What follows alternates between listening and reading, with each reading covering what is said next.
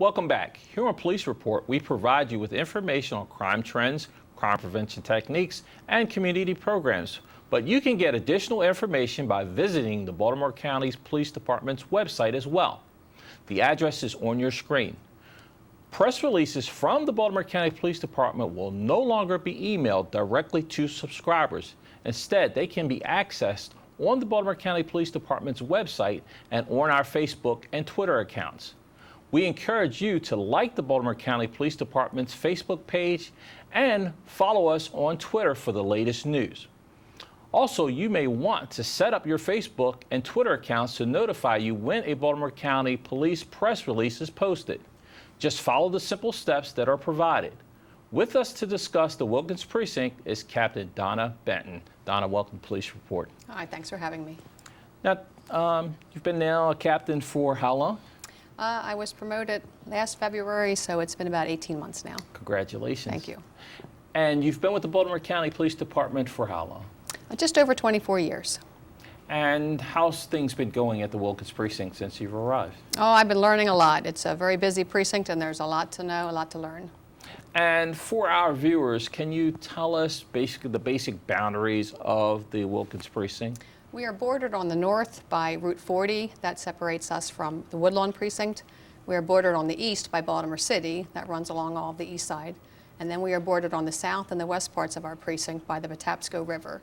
And that separates us from Howard County and Anne Arundel County. Now tell us about some of the things you've been doing since you've arrived at the Wilkens Precinct. Well, I've never worked at the Wilkens Precinct, so the first challenge I had was just getting to know the area and the different communities we have and the crimes that we're experiencing and the problems that they're facing. We are a large precinct, so just getting to learn everybody. I also, I wanted to make sure I was meeting all the community leaders when I first got there and then start establishing good relationships with them. And also our councilman is Tom Quirk, and we work closely with his office, establishing a relationship with them. And how important is it working with community leaders and community associations and things like that? Very important. I mean, we need their help, and they provide us a lot of feedback, and we need to know what's going on in their communities, and they are the ones who are there.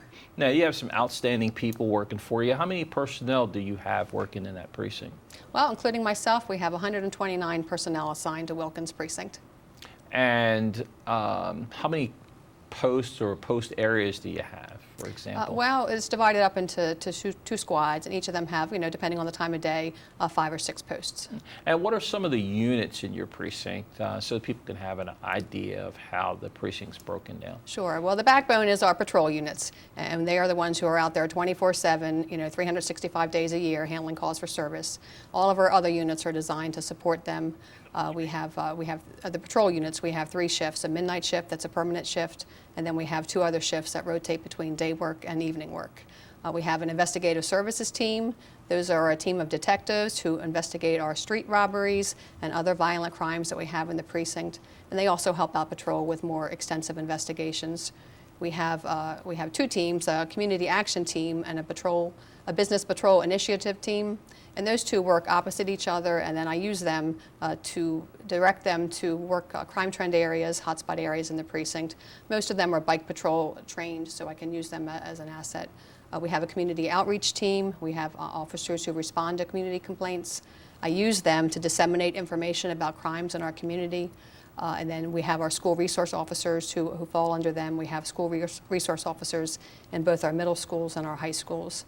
I have a traffic team who does traffic enforcement. They respond to serious accident investigations. They handle traffic complaints we receive from the community. And we have a lot of parades at Wilkens Precinct, so they help with traffic enforcement at those parades. I have a domestic violence coordinator. She responds and follows up on all domestic violence reports. She works with an advocate from our Family and Children's Services to make sure that victims get the services they need. We have 2 court liaison officers who help us out with our court cases.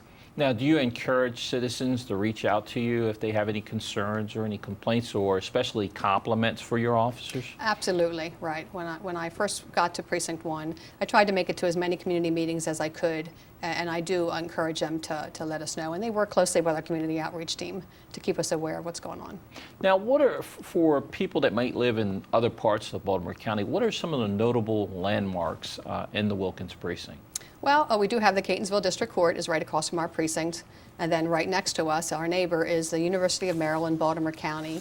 We do work closely with them. They have their own certified police agency. Their chief is Mark Sparks, and their deputy chief is Paul Dillon. And we do, like I said, work closely with them. We also have the CCBC, Catonsville campus of the county, the Community College of Baltimore County, and they are right across from our Catonsville High School.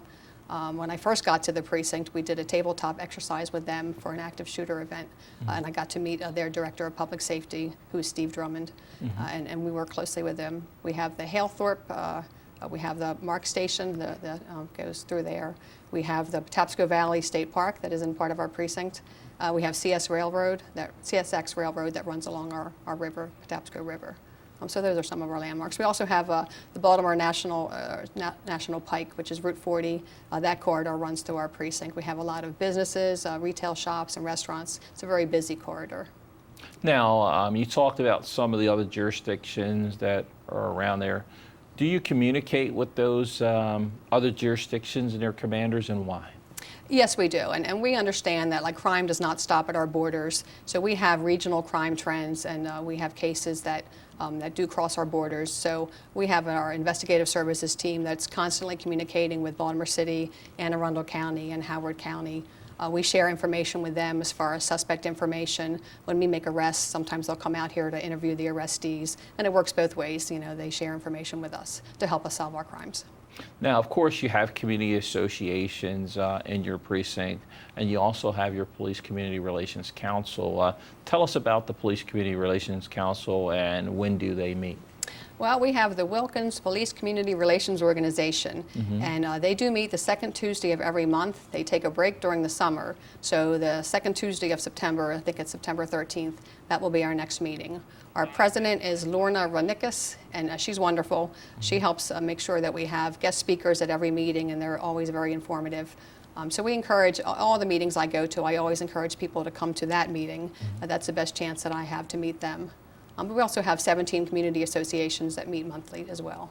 And why is it important for the police department to work cooperatively with these community associations? Well, we can't do it alone. So, to solve crime and keep our community safe, we do need their help, and we need their input.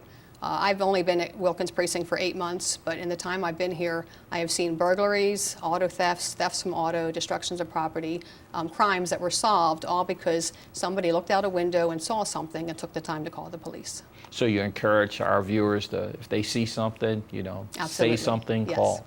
And that includes things that they might suspect to even be terrorism, correct? Correct. Anything suspicious, just call us. Let us know. Okay. Now, do you have any annual events in the Wilkens Precinct that the precinct is responsible for? Yes, we do. We have the Arbutus Arts Festival that we have in May.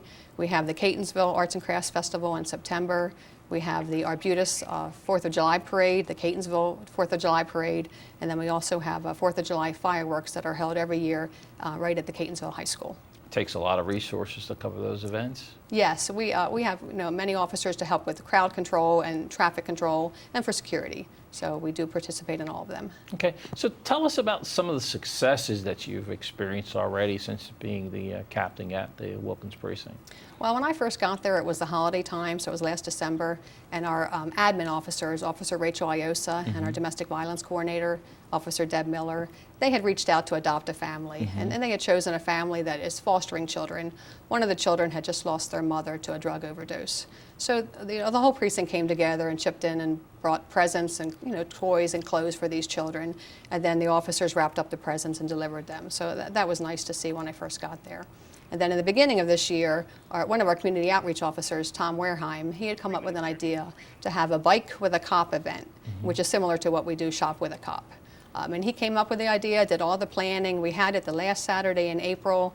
We did it at Catonsville Middle School. We had bike patrol officers, not only from our precinct, but Pikesville Precinct, UMBC, and our community resources team all participated. They started at the middle school and they rode on our trolley trail. And we had McGruff the crime dog there. It was wonderful. It was a great event. We had an officer recently from Arizona reach out to Officer Wareheim, who he's planning his own Bike with a Cop, and he had heard about ours and wanted to get some information on it.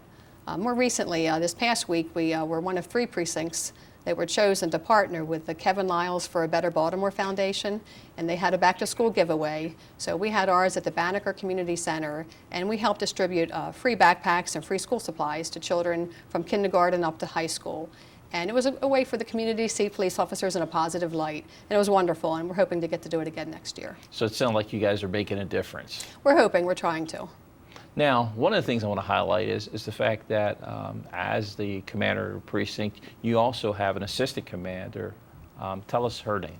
Her name is Lieutenant Nancy Stork. She's actually been there in the assistant commander spot for over 10 years. She's been there at the precinct since 2003, and she's a blessing. She's a wealth of information. She's not allowed to leave, so she's been a big help to me.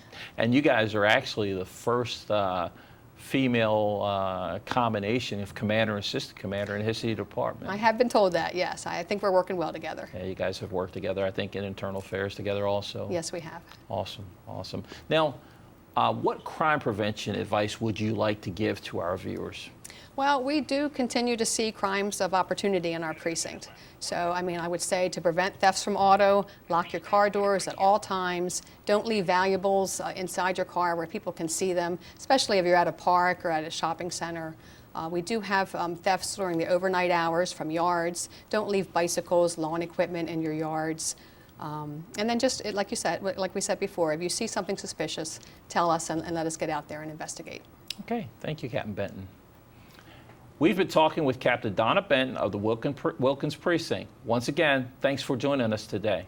My name is Captain Robert McCullough, and you're watching Police Report.